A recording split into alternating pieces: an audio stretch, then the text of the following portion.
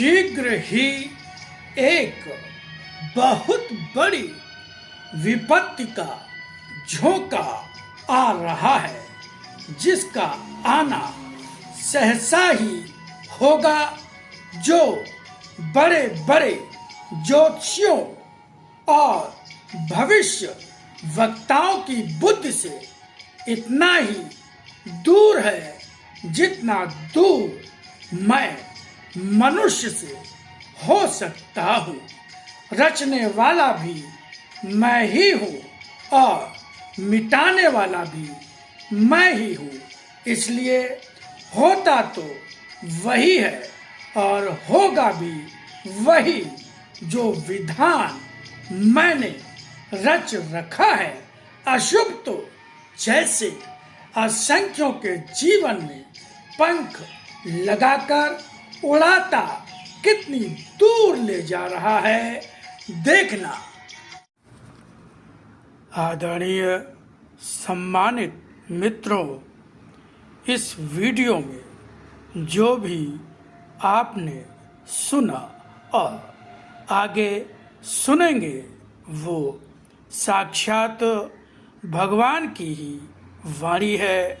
भगवान ने स्वयं कहा कि आज फिर से लिपि रूप में आकर अपनी वाणी के ज्ञान के रूप में उसी गीता को जो कृष्ण रूप में अर्जुन को सुनाई थी, फिर से सरलतम भाषा में सुनाता जा रहा हूँ।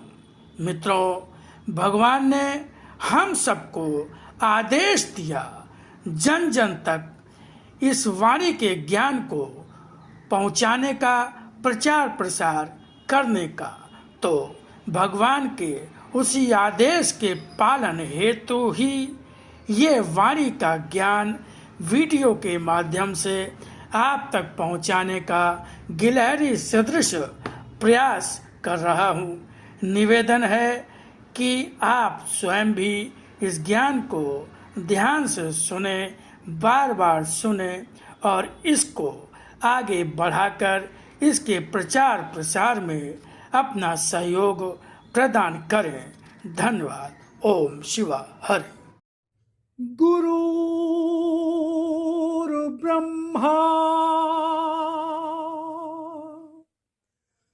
गुरुर्विष्णु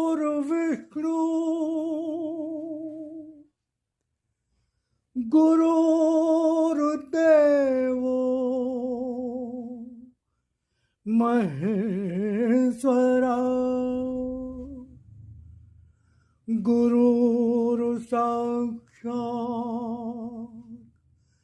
परब्रह्म।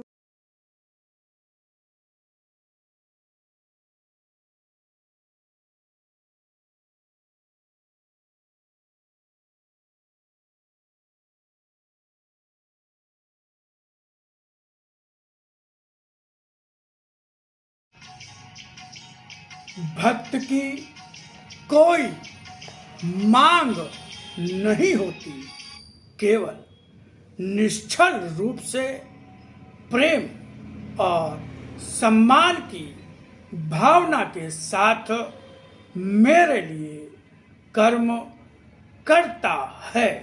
मैं बता ही चुका हूँ कि भक्त का तो पद, ऐश्वर्य और संपन्नता मैं ही हूँ। वह मुझे प्राप्त करने के लिए हर प्रयत्न करता है। उसे सर्वस्व त्याग करना पड़े तब भी वह अपने लिए कोई मांग, कोई इच्छा नहीं रखता।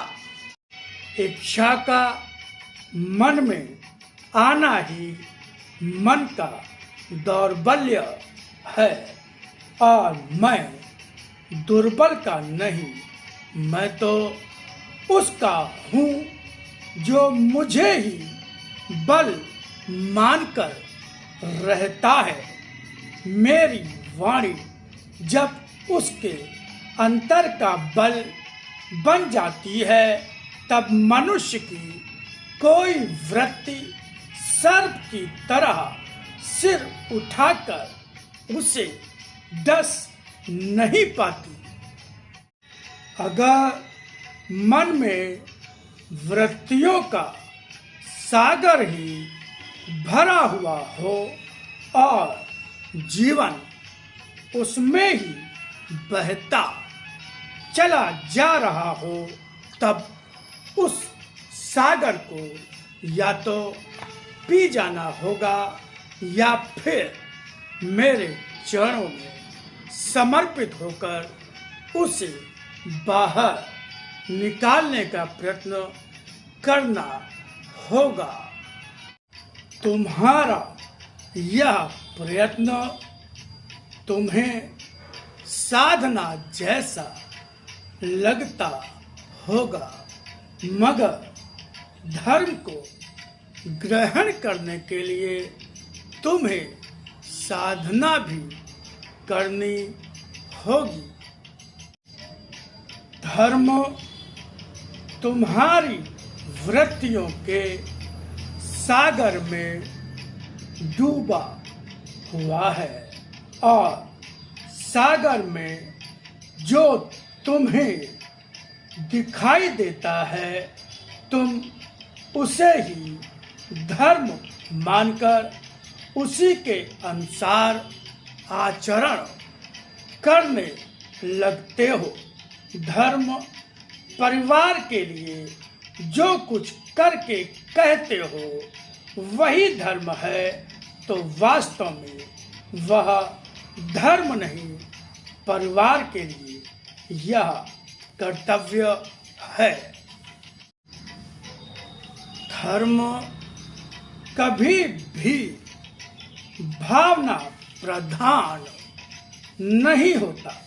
धर्म कर्म प्रधान है, मगर वे कर्म हो जो प्राणी मात्र के लिए कर्म होते हैं, निष्काम कर्म होते हैं। धर्म की रक्षा के लिए तो कभी अपनी उन भावनाओं का भी त्याग करना पड़ता है जो भावनाएं संसार या अपनों के लिए होती है।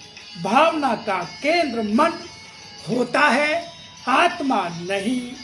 धर्म को आत्मा से समझो, स्वयं को अपनी आत्मा जैसा ही बना लो।